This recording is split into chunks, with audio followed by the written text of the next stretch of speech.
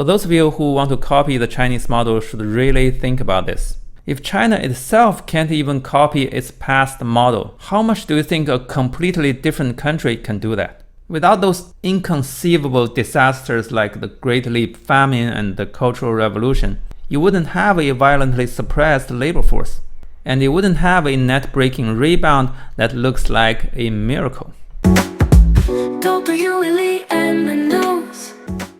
Now that I started to have some engagement on YouTube, I feel obligated to offer you a summary of my views about China, considering I grew up there and also taught Chinese politics a few times in UC Davis. And some of you are probably wondering why this Chinese dude keeps bitching about white people stuff.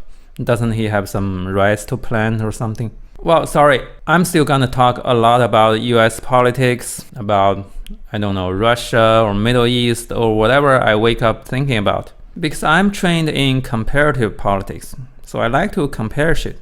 And I'm also sort of trained in international relations.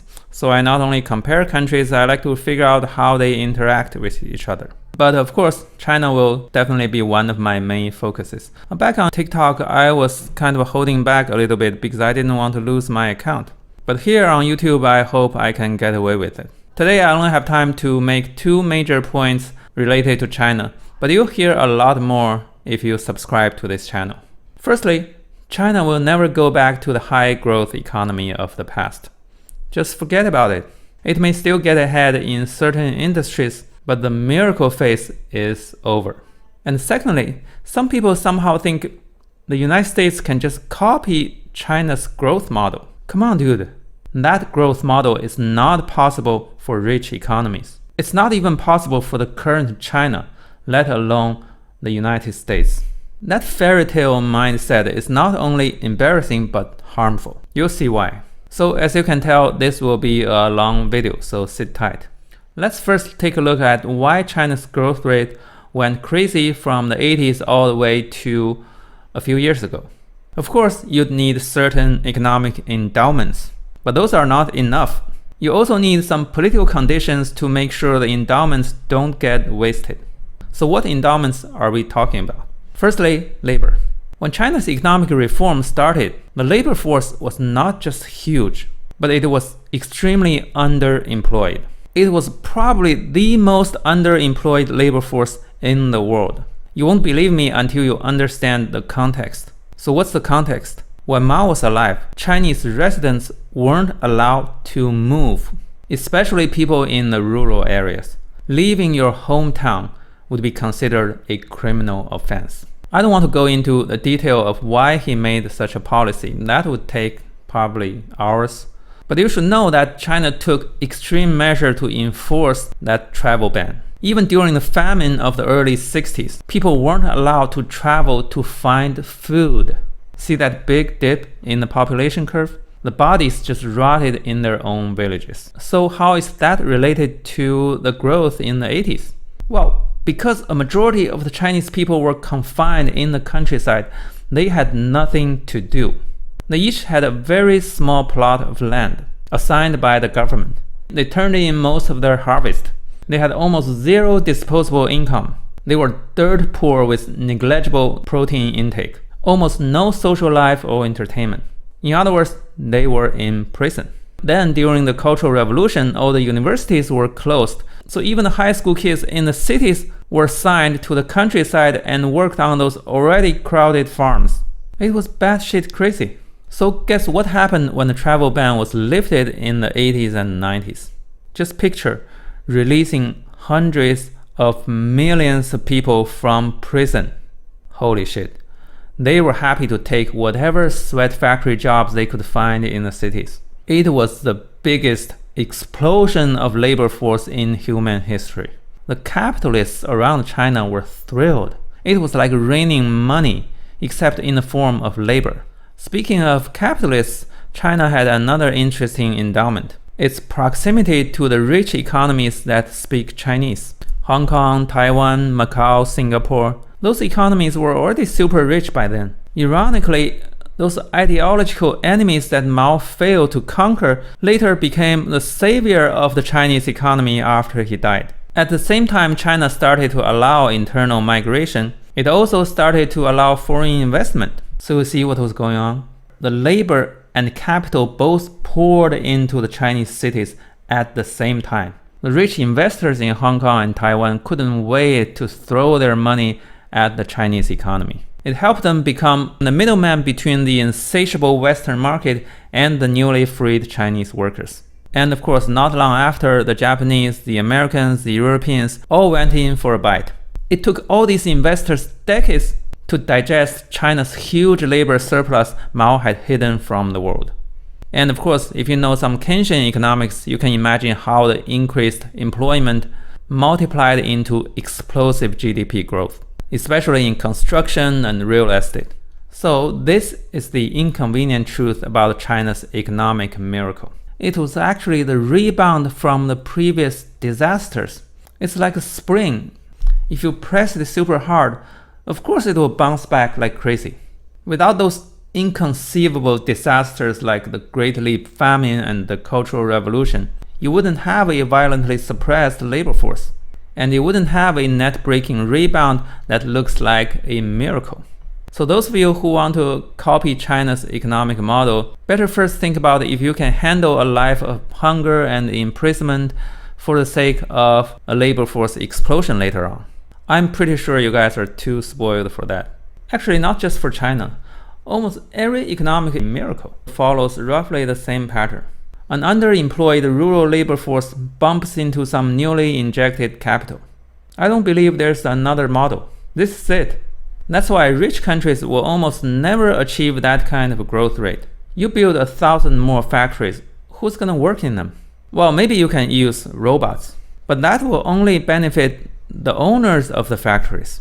It won't have the Keynesian multiplier effect because robots don't go out and spend their wages. They don't buy houses or go to restaurants. It can still benefit the economy marginally because these companies pay taxes, and the taxes can be used to improve education, infrastructure, and so on.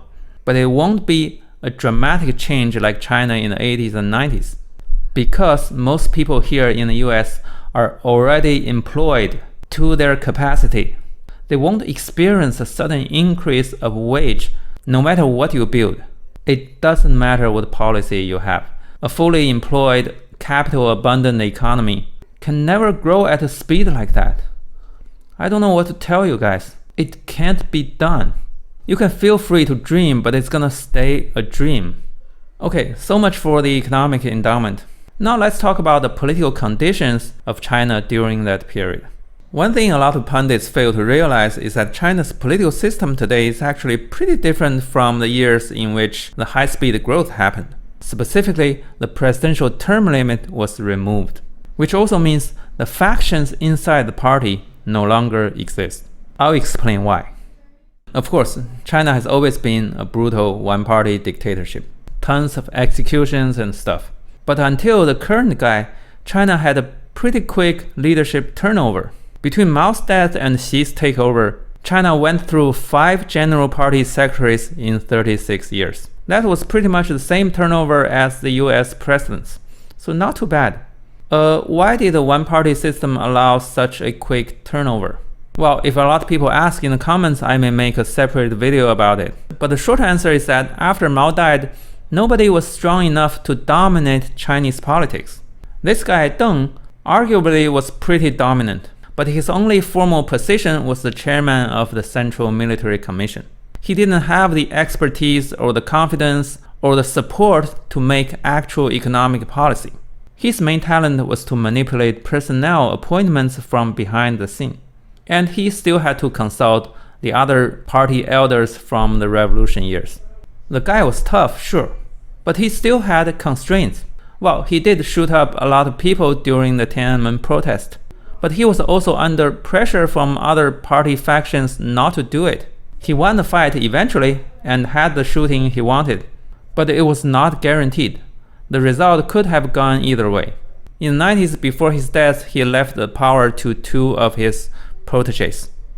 Those 2 didn't end up becoming lifelong rulers because Deng already set up the 10-year term limit before he promoted them. Maybe they wanted to stay longer, but it would be kind of awkward to act against their late mentor. So during that period, because of the high turnover and because of the retired founding fathers who still had a say, the Communist Party was factionalized. Ask any China experts, they will give you a lot of fun anecdotes about the faction conflict in those years. So leaders had to watch their back when making their policies.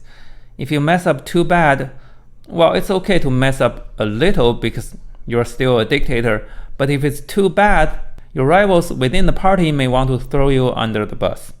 But now, the current guy is a complete different story. By the time of his ascension, all the founding fathers, including Deng, had died. He went through a tough, hardcore leadership struggle to become the number one. Actually, he could have lost the race if his main contender's wife hadn't murdered a British citizen. Again, that'd be a long story for another time. Anyway, he went through some shit. So he had no intention to be constrained by the last words of some dead party elders. So he was like, fuck the term limit. I want the whole package. If a short-ass bitch like Putin can have it, why can't I? Right?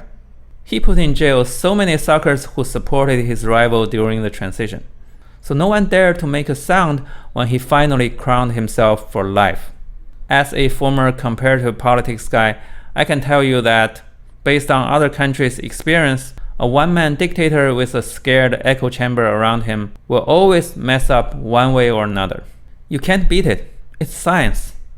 I'll talk about those echo chambers in other videos, but the short answer is that they are not helpful, okay? So you see, China in the recent years not only lost its main economic endowment such as the abundant labor force and the desperate foreign investors, but it also lost the already scarce political accountability. So yeah, the miracle is over. So those of you who want to copy the Chinese model should really think about this. If China itself can't even copy its past model, how much do you think a completely different country can do that? It's funny that the American far left and far right have different reasons to admire China, but equally stupid. The far right is all about the iron fist leadership. I'm not surprised. They love all different shades of viewers. But they don't realize that China partially fixed Mao's disasters exactly because the iron fist had died. The leadership was fractured, and different factions had a chance of clashing with each other. The iron fist didn't help. The death of the iron fist did. When I was a kid in the 80s, I hardly knew who the top guy of China was. I knew Ronald Reagan was the top American imperialist or something. But I didn't know who was ruling China, which was a good thing. That period was exactly when the policy innovation happened. You need the factions. Having no boss is an opportunity. But today, this newly created iron fist is actually a disaster in the making. Just mark my words. You don't want to copy that. The American far left, at least some young folks I saw on TikTok, are crazy about China's state ownership of certain industries. That's almost as stupid as the far right.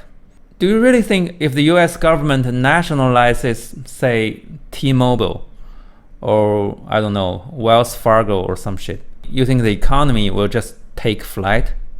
Are you fucking serious? Just because the government owns certain industries, you think the GDP growth will just shoot up to 8%? Where did you even get the idea? Like, what's your source? Did Karl Marx tell you that in a dream? Anyway, the main point I want my audience to bring home today is simply that explosive economic growth is not possible for rich economies. Trying to achieve that with some radical method will only make things worse. Have some patience, for God's sake. Happy holidays, y'all!